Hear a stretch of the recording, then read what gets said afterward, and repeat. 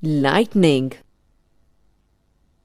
Lightning is the spectacular bluish-white light produced in the clouds. Benjamin Franklin was the first to demonstrate the electrical nature of lightning. He performed an experiment with a kite made of silk. The central spar of this kite was a 30-centimeter long iron wire.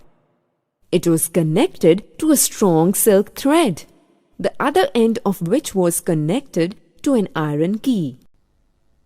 On being wet, the silk thread allowed the electricity to flow from the clouds to the key.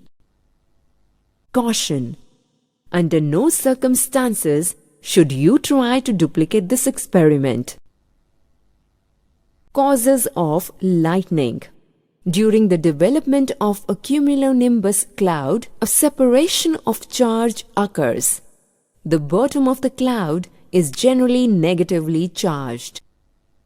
As a result, an opposite charge is induced on the surface of the earth.